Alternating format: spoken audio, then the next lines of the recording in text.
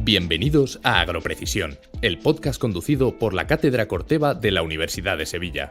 Un espacio de encuentro entre la tecnología, la investigación y las soluciones más innovadoras del sector agroalimentario. La digitalización del sector es una realidad y en Agroprecisión queremos mostrar cómo la innovación en la producción y protección de cultivos es una herramienta clave para mejorar la sostenibilidad, la seguridad alimentaria y la rentabilidad para el agricultor. ¡Empezamos! Hola a todos, soy Manuela Díaz, coordinadora de la Cátedra Corteva en Agricultura Digital y Sostenibilidad de la Universidad de Sevilla. Bienvenidos a un nuevo episodio de Agroprecisión, en el que tenemos el placer de contar con Rosa María Rivero, doctora en Biología Vegetal e investigadora científica del CSIC. Rosa, bienvenida. Hola Manuela, muchas gracias.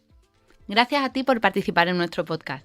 Nos vas a contar temas interesantísimos como la importancia de la investigación en la agricultura, cómo responden las plantas al estrés ambiental y la relevancia de la mejora vegetal, pero también del suelo, en la sostenibilidad y el cambio climático. Y también nos hablarás de ciencia y del papel de la mujer en la ciencia. Bienvenida de nuevo. Muchas gracias a vosotros por vuestra invitación y por la iniciativa tan acertada que estáis llevando a cabo desde la Cátedra Corteva con esta serie de podcasts para llevar temas de investigación como los que desarrollamos en el CSIC, concretamente en mi grupo de investigación, a un público quizás no tan accesible para nosotros los investigadores. Gracias, Manuela. Bueno, me encanta el tema y además me hace especial ilusión entrevistar a una científica, especialmente del área de la biología. ¿De dónde nace tu interés por la fisiología y tu vocación científica? Pues mira, nace mientras realizaba mi carrera universitaria en Granada, de la mano de quien fuese mi director de tesis doctoral, el profesor Juan Manuel Ruiz, que actualmente es catedrático en el Departamento de Fisiología Vegetal de esta universidad. Y él fue el encargado de darnos las prácticas de laboratorio de la asignatura de nutrición vegetal en el cuarto curso, ¿no? Entonces, pues yo empecé a hacerle un montón de preguntas porque él estaba desarrollando su tesis doctoral en ese momento y empecé a interesarme por su tema y él me propuso ayudarle por las tardes, en mis ratos libres, si yo quería, con su experimento de la tesis. Y entonces, pues, entre el interés que yo mostraba y la facilidad que me dio la Universidad de Granada con un inicio en la investigación, con una beca, pues comencé a desarrollar mis estudios y mi tesis doctoral al finalizar mi carrera, ¿no? Y ese fue el inicio un poco de tu carrera científica, que se ha centrado sobre todo en mejorar la resistencia al estrés de los cultivos. Cuéntanos un poco sobre esa línea de investigación. Bueno, de manera muy sencilla, mi carrera siempre se ha centrado en el estudio de plantas hortícolas con interés económico y comercial, como son el tomate, sandía, melón, pimiento, los frutales, etcétera, a la tolerancia a estrés abióticos, es decir, y para ser más sencillos, a condiciones climatológicas pues no tan buenas, ¿no? Como son altas o bajas temperaturas, la salinidad de suelos, aguas de muy baja calidad, es decir, aguas con mucho contenido en sales, ¿no? Y a la falta en la disponibilidad de estos recursos hídricos para las plantas. O sea, son un montón de temas a abordar y que vamos a ver en esta entrevista, pero me gustaría empezar primero por tu currículum y tu trayectoria, porque la verdad que nos ha dejado bastante sorprendidos. Después de doctorarte en 2003, nos ha llamado la atención que no solo estuviste en la Universidad de David, sino que ganaste el premio a la mejor investigadora de esta universidad, entre otros premios que ganaste. ¿Cómo fue la experiencia? Bueno, sí, tras doctorarme, como bien indica, en el año 2003, en junio del 2003 concretamente, pues conseguí una beca postdoctoral financiada por el Ministerio de Educación y Ciencia para trabajar durante 2 años en principio con uno de los mejores científicos del mundo en el área de la biología vegetal, como el profesor Eduardo Blumwald, ¿no? Al final, estos 2 años pues se convirtieron en casi 7 años de investigación en la Universidad de California, Davis. 7 años, en una de las universidades más prestigiosas en materia de agricultura a nivel mundial.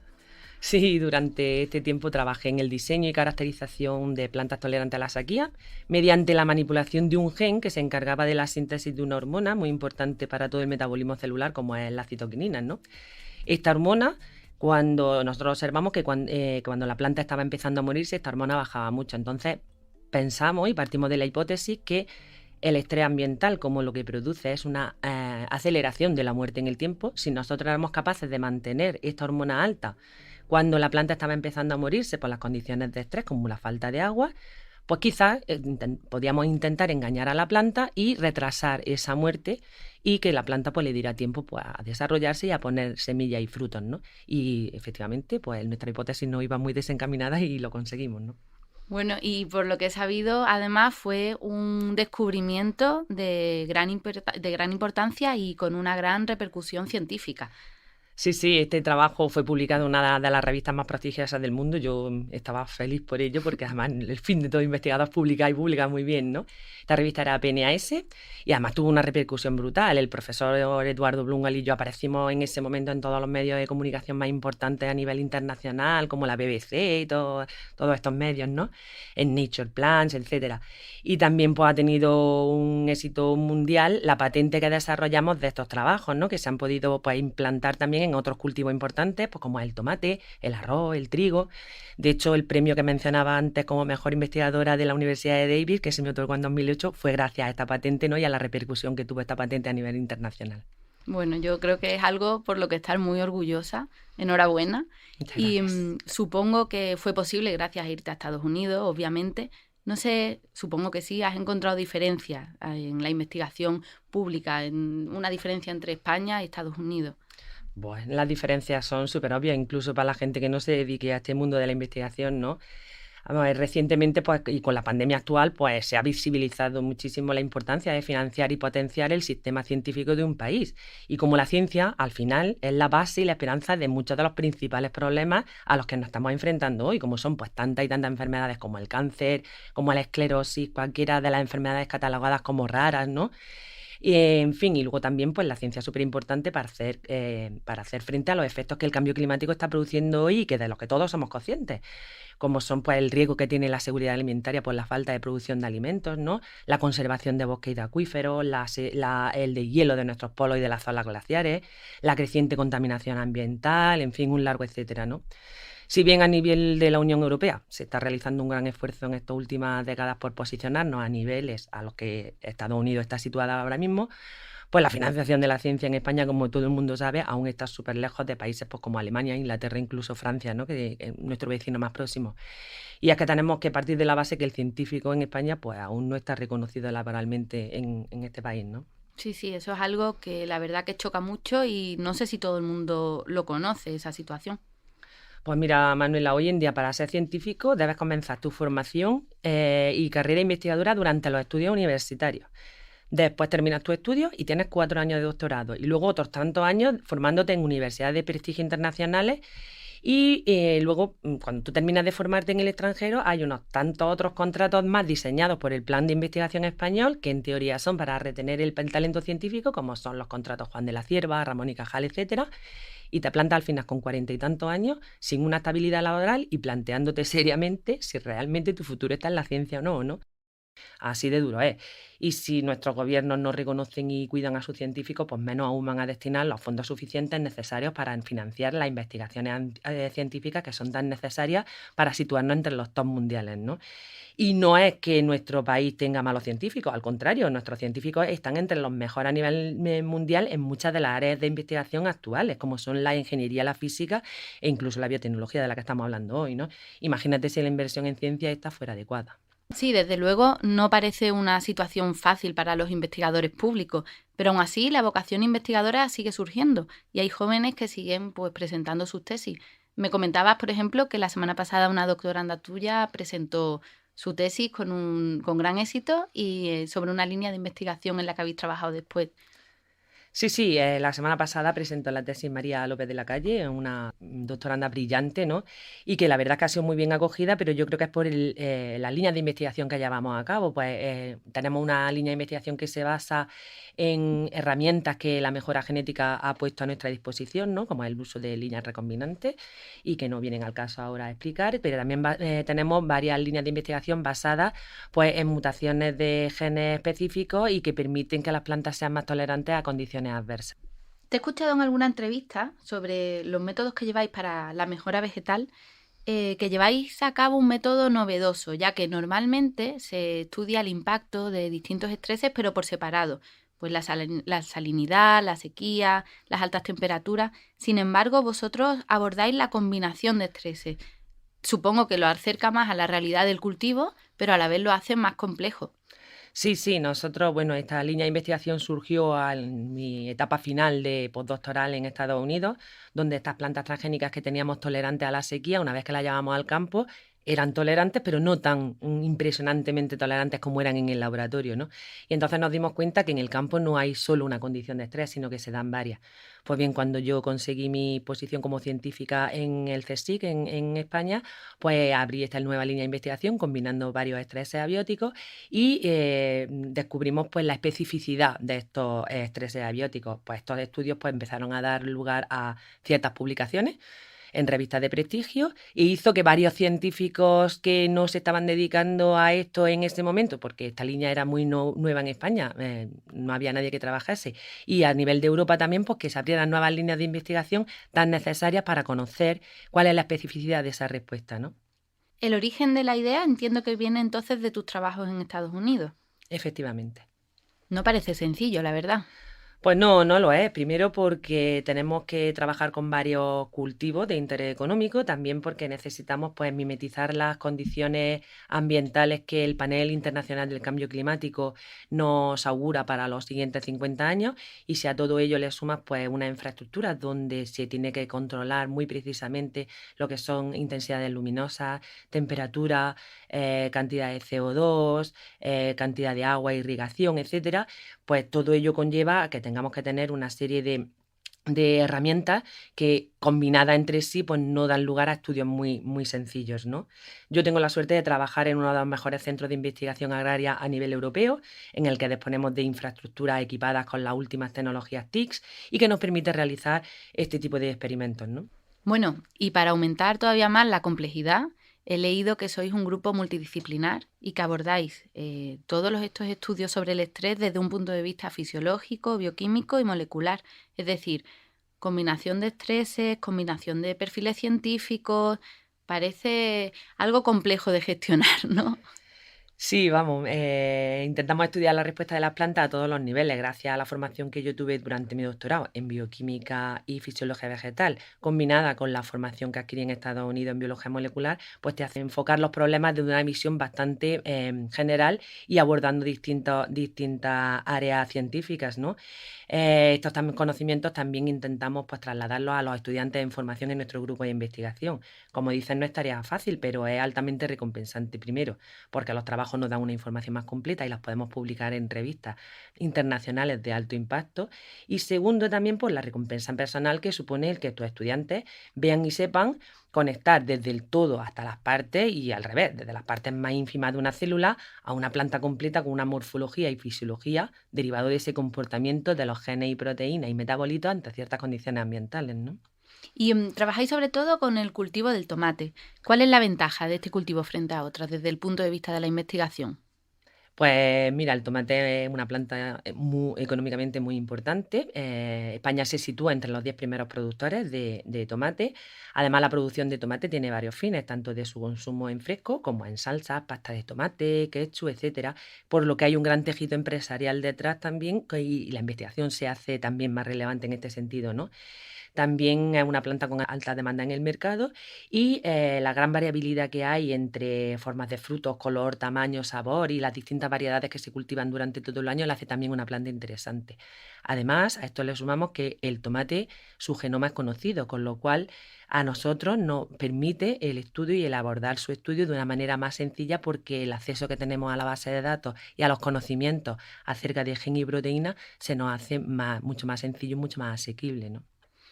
Y además entiendo que de todas formas es aplicable a otros cultivos, que se puede extrapolar a otros cultivos estos estudios y todos los descubrimientos que hacéis sobre el tomate. Claro, claro, el tomate se considera planta modelo. Esto significa que cualquier descubrimiento que se haga en tomate se puede llevar fácilmente a otros cultivos como el trigo, el arroz, la cebada, incluso a frutales, ¿no? ¿Y se aplica también en la agricultura de hoy? ¿Se están aplicando estos avances científicos? Pues mira, me encanta que me hagas esta pregunta, pero desde mi punto de vista, desgraciadamente, son muy pocos los avances realizados en los mecanismos de tolerancia de las plantas al estrés ambiental y en biotecnología que llegan al campo. Que teniendo en cuenta la repercusión que estos podrían generar en la producción, pues deberían estar mucho más consolidados a este nivel, ¿no? En los últimos años, pues se está consiguiendo modernizar nuestra agricultura mediante la implementación de una agricultura inteligente de precisión y el uso de las TIC gracias a la implicación que está teniendo el sector privado junto con el público y las ayudas de los gobiernos junto con los mecanismos científicos que estamos proporcionando nosotros desde los organismos públicos de investigación a esta modernización de la agricultura. Pero ¿qué pasa con las investigaciones que se están realizando a nivel más básico de biotecnología? Pues yo creo que estamos un pasito por detrás de Europa y del resto del mundo. Estamos desarrollando técnicas muy novedosas, ¿vale? Con el fin de mejorar lo que es la tolerancia de las plantas a estrés abióticos, pero al final no se está intentando bien distinguir entre las técnicas que se pueden utilizar como el uso de plantas transgénicas o de organismos editados genéticamente. ¿Cuál es la diferencia entre un transgénico y un organismo editado genéticamente? Pues es bastante importante conocer la diferencia entre ambos conceptos, ya que no significan lo mismo. Un organismo transgénico es aquel al que le hemos añadido un gen externo. Por el contrario, un organismo editado genéticamente es aquel que ha sufrido un cambio en su secuencia génica, ya sea o eliminando un gen o modificándolo, con el fin de que pueda o inhibirse o aumentar la función o cambiar la función de este gen en un momento determinado, ¿vale? Y nunca añadiendo genes externos. El uso de estas tecnologías de edición génica, como es la conocidísima CRISPR-Cas, ha sido galardonada recientemente con el Premio Nobel de Química en el 2020. Imagínate su importancia, ¿no? Así pues, Estados Unidos, Reino Unido, China y otros países, tanto de América como Asia, avanzan en el desarrollo de esta tecnología, implementándolo en su agricultura. Sin embargo, en Europa, pues todavía no hemos terminado de legislar el uso de la edición génica en nuestros cultivos, ¿no? Y yo creo pues, que si no corremos un poco y a los agricultores europeos, los consumidores, y por qué no decirlo nuestra ciencia, van a quedarse un poco estancadas y debemos pues empezar a implementar esta tecnología si queremos conseguir cultivos más resilientes, más sostenibles y dar de comer a una población mundial que se espera increciendo en los últimos años, ¿no? Sí, o sea que en tu opinión, desde luego, las consecuencias, por lo que comentas, las consecuencias de que la Unión Europea siga oponiéndose a la aplicación de estas tecnologías de edición genética en la agricultura serán nefastas. Quizás porque el debate político no se centra tanto en ciencia, sino en otros temas. Pues mira, no lo sé. Yo sé que la incorporación de las técnicas de edición de genomas a las técnicas de mejora de la agricultura del futuro se hace súper urgente, sobre todo por lo que te decía antes, porque tenemos que dar de comer a mucha gente y tenemos que darles de comer de manera segura y saludable, ¿no? La mera edición de genes, cuando no se añade material genético, es similar a las mutaciones que ocurren espontáneamente en la naturaleza y no genera ningún riesgo ni para la salud ni para el medio ambiente, distinto a los que se pueden producir utilizando las técnicas de mejora tradicional que se vienen utilizando durante los últimos 100 años, ¿no? Sin embargo, pues la edición genómica puede contribuir de manera muy positiva a una producción más sostenible y más resiliente al cambio climático. Debemos jugar a los alimentos por lo que son, pero también por lo accesibles que resulten a la población. Y yo creo que en este sentido la técnica de edición genética puede dar lugar a un número elevado o más elevado de alimentos de los que tenemos actualmente, alimentos más baratos, porque esta técnica es muy barata, y alimentos más seguros y más ricos nutricionalmente hablando, ¿no? Estás escuchando Agroprecisión, el podcast de la Cátedra Corteva de la Universidad de Sevilla. Un espacio de encuentro entre la tecnología, la investigación y las soluciones más innovadoras del sector agroalimentario. Hablemos ahora de sostenibilidad. Hemos estado centrados en hablar de las necesidades del cultivo y muchas veces nos focalizamos ahí cuando hablamos de sostenibilidad.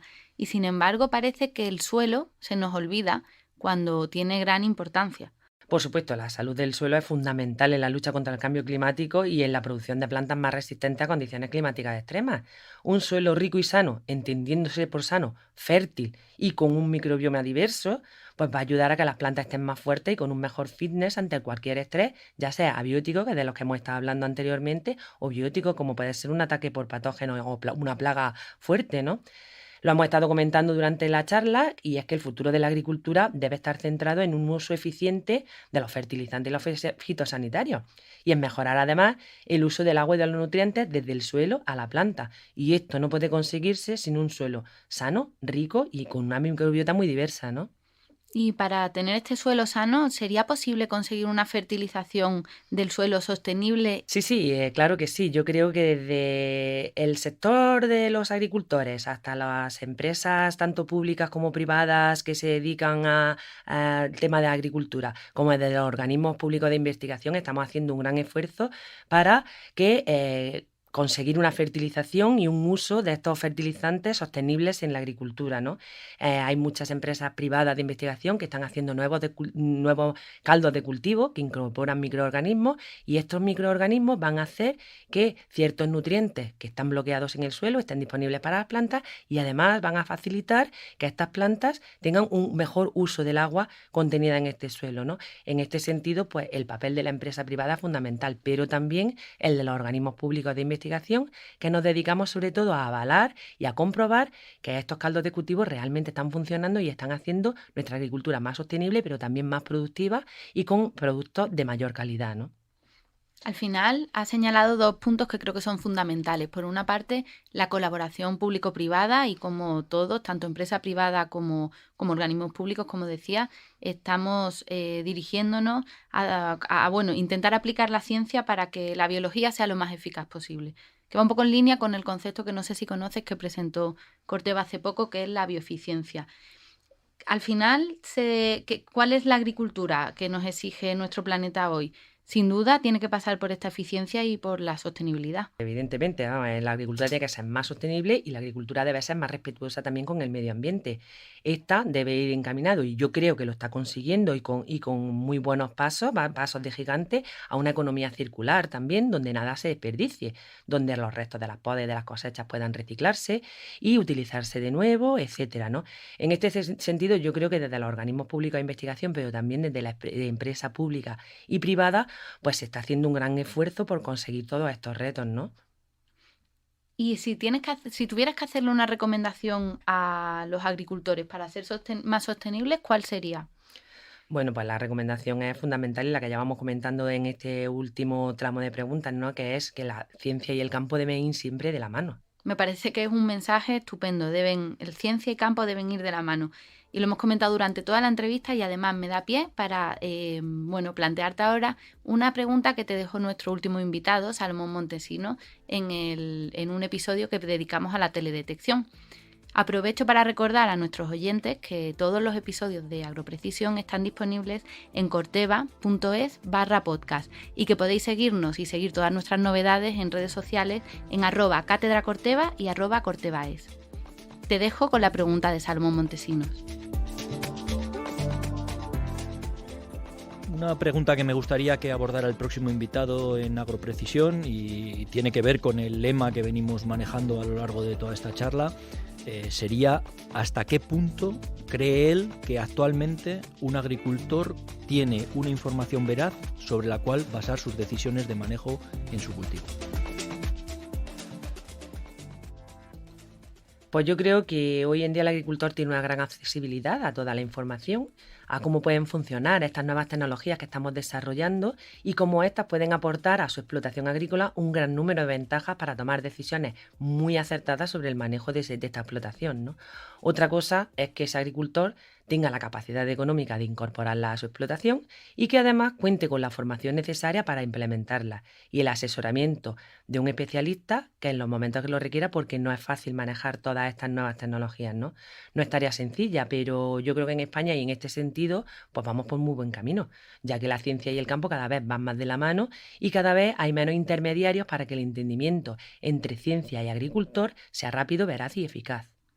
Y en vuestro caso, ¿cómo estáis de cerca de los agricultores en las investigaciones que estáis realizando? Bueno, en nuestro caso la verdad que es muy cerca. El CEBAS-CSIC, que es el centro de investigación en el que yo trabajo, es un centro de actividad puramente agraria en el que existen investigadores dedicados únicamente pues, al suelo, otros al agua, otros a las plantas como nosotros, otros a los frutos y a su consumo humano, etcétera.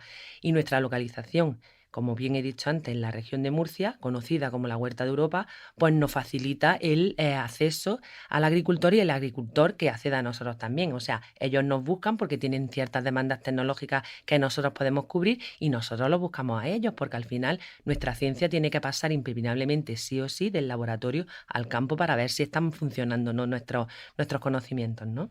Pues me alegra saber que hay esa cercanía entre agricultores e investigadores, porque a veces parece un poco como si la ciencia o los científicos estuvieran muy alejados de la realidad. Quizás en las películas aparece siempre el científico como una persona despistada y loca, cuando la ciencia al final lo que requiere es orden, ser meticuloso. ¿Qué hace falta para ser un buen científico? Bueno, desde mi punto de vista, la premisa fundamental para ser un buen científico es ser curioso, hacerse muchas preguntas y querer por todos los medios buscar la respuesta a esas preguntas, o por lo menos acercarse a esa respuesta lo máximo posible, ¿no? Y después, pues desde mi punto de vista, el buen científico es el que nunca quiere dejar de aprender, el que no le tiene miedo a nada, por muy complicado que parezca, y el que no le da vergüenza pedir ayuda. ¿Por qué? Porque no de todo podemos saber, no somos especialistas en todo, ¿no? Y muchas veces, y lo tenemos, vamos, bien comprobado, que la conjunción de varias ramas de conocimiento no tan próximas en el espacio, ¿no? Pues pueden aportarnos respuestas muy válidas para las preguntas más verosímiles que podemos hacernos. Pues, por ejemplo, hay modelos matemáticos que nos predicen el comportamiento de ciertos genes o la interacción entre ciertas proteínas. En esos modelos matemáticos nosotros muchas veces nos basamos para elaborar ciertas hipótesis y poder elaborar nuevos proyectos de investigación. Descubre un espacio de encuentro entre la tecnología, la investigación y las soluciones más innovadoras del sector agroalimentario en el podcast Agroprecisión. Rosa, quiero aprovechar que te tenemos aquí una científica de tanta relevancia para preguntarte cuál crees que es el papel de la mujer en la ciencia y sobre todo a qué obstáculos crees que se enfrenta hoy en día. Bueno, pues para mí la respuesta es muy sencilla. No existe un papel predeterminado de la mujer en la ciencia. No existe un papel determinado ni que dependa ni del género, ni de la identidad sexual, ni del origen étnico. Las mujeres yo creo que pueden llegar a desempeñar el rol que deseen en ciencia, en ingeniería, en política, en arte, en humanidades o en lo que le dé la gana, ¿no? Sin embargo, cuando pensamos en ciencia, pues no nos vienen muchas mujeres de científicas famosas a la cabeza, ¿no? Quizás de los pocos que nos vengan sea Marie Curie y ahora con el tema COVID, pues nuestra Margarita de Val, viróloga y monóloga del CSIC, que hemos estado viendo la oportunidad de verla en televisión estos últimos meses, ¿no? Lo que es seguro y entristece es que podemos mencionar muchos otros nombres de mujeres, modelos, presentadoras, actrices, cantantes, mucho antes que mujeres matemáticas, ingenieras, politólogas o químicas. Esa es la pena. Las mujeres científicas pues suelen quedar relegadas también a un segundo plano y los descubrimientos que nosotras hacemos también suelen pasar en general desapercibidos. Y además cuando una mujer decide empezar su carrera en el mundo de la ciencia, pues se enfrenta a una serie de dificultades a los que los hombres no tienen que enfrentarse, aunque esta barrera cada vez va siendo más diluida, ¿no? Como puede ser el tema de la maternidad. Quizás también porque nosotras nos asignamos ese papel de madre en casa, ¿no? Y el periodo de lactancia en el que nuestro papel también es fundamental. Sí, y me ha sorprendido porque me comentabas antes que el porcentaje de científicos mujeres en el mundo es aún hoy bastante bajo. Sí, a día de hoy menos del 30% de los científicos de todo el mundo son mujeres y solo 1 de cada 3 estudiantes de carreras universitarias del ámbito STEM, es decir, de ciencia, tecnología, ingeniería y matemáticas, es una mujer, ¿no? Si a todo ello le sumamos pues que los estudiantes predoctorales son muchos, pero conforme avanzamos en la escala científica, el número de mujeres que nos representan a alta escala son menores, pues te puedes hacer una idea de lo que juega el número de mujeres que jugamos en ciencia, ¿no? Bueno, por suerte van apareciendo modelos como tú que servirán a las niñas de referencia para que vayan tomando ese camino.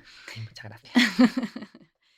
Rosa, hemos hablado mucho de ciencia y más allá de la investigación pura y dura, sé que le das también mucha importancia a la transferencia de conocimiento y a la divulgación.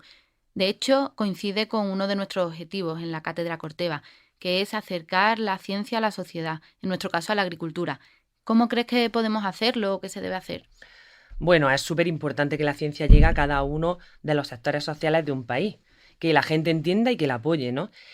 Solo así desde los gobiernos se nos podrá dar la importancia que tenemos y que ejercemos, no solo a nivel de la tecnología que se pueda desarrollar para un país, que es importante, ¿no? Sino también en la influencia que tenemos como científicos en la economía y en la sociedad de ¿no? En este sentido, yo creo que Corteva está haciendo una labor encomiable, estableciendo este tipo de tertulias sobre temas de investigación básica, como los que desarrollamos nosotros en mi grupo, y ofreciéndolos a un público del sector agrícola quizá no tan accesible a este tipo de resultados y además mostrándolos desde un punto de vista tan cercano y tan sencillo como lo hacéis vosotros, ¿no? De verdad que os felicito por ello y que ha sido un verdadero placer el hablar de ciencia aquí hoy.